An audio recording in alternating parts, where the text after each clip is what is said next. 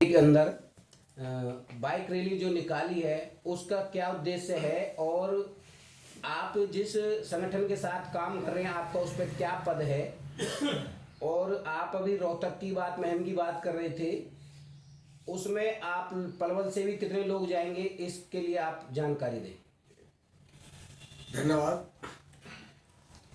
आज हमने जिला पलवल में जो बाइक रैली जो निकाली है इसका उद्देश्य है कि सरकार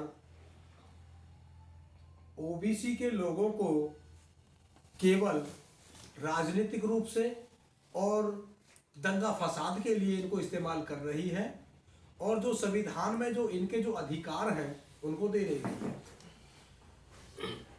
ओबीसी की जाति आधारित जनगणना हो, जब ओबीसी की गिनती होगी तो उसके लिए सरकार को बजट बनाना पड़ेगा और ओबीसी की जो समस्याएं हैं उन समस्याओं को खत्म करने के लिए सरकार को उनके जन कल्याणकारी योजनाएं बनानी पड़ेंगी, उनको लागू करना पड़ेगा।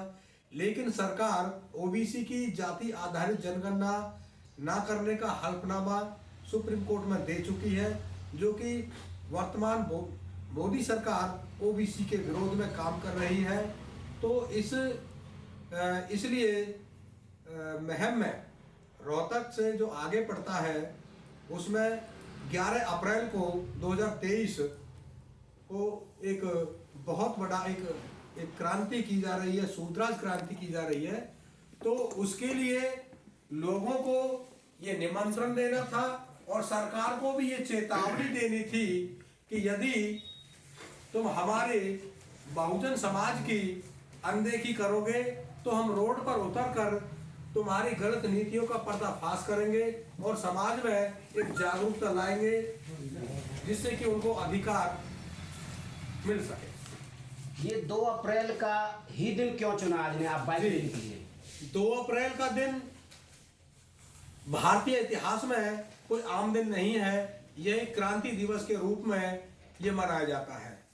2 अप्रैल 2018 को SC/ST एक्ट को बचाने के लिए SC और BC के समाज के लोगों ने सड़क पर उतरकर जो जन क्रांति की और उस जन क्रांति से घबराकर सरकार ने शाम को ही घुटने टेक दिए और SC/ST एक्ट को बचाने का आश्वासन दिया, जो वो बच चुका है।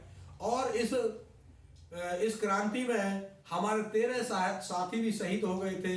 एक तरह से उनके लिए श्रद्धांजलि है और इस दिन को हम एक क्रांति दिवस के रूप में मनाते हैं। तो इसलिए इस 2 अप्रैल के दिन को हमने चुना। हम आपके नारे में बार बार एक बात सुनते हैं, बोल 85 और हम हैं मूल निवासी, इसका क्या मतलब है? इसका मतलब है कि जो भारत के मूल निवासी हैं उनको जो शासक जाति है ब्राह्मण, उसने अपने फायदे के लिए इस देश के लोगों को, जो इस देश के जो मूल निवासी हैं उनको जातियों में तोड़ दिया और जाति में तोड़ करके यहाँ के लोग कमजोर हो गए और वो सत्ता पर काबिज हो गए। तो जब तक इस देश के मूल निवासी जाति में रहेंगे, ये गुलाम रहेंगे और इन पर अत्याचार होता रहेगा। तो इन सब को बांधने के लिए हमारे महापुरुषों ने इनको एक नाम दिया है कि भाई तुम इस देश के मूल निवासी हो, ये तुम्हारी मूल पहचान है। इसलिए हम लोगों को ये आह्वान करते हैं कि भाई तुम जाति में नहीं हो, तुम जाति नहीं हो, तुम इस देश के मूल निवासी हो। और मूल निवासी जब जुड़ेगा तो ये जो 85% जो लोग हैं इनका संगठन बनेगा, ये ताकतवर बनेंगे और जो हमारे महापुरुषों की जो विचारधारा रही है व्यवस्था परिवर्तन की, वो व्यवस्था परिवर्तन भी होगा। आप किस संगठन से और आपका क्या पद है उसमें? मैं भारत मुक्ति मोर्चा जो संगठन है, मैं इसमें जिला संयोजक की भूमिका निभा रहा हूँ।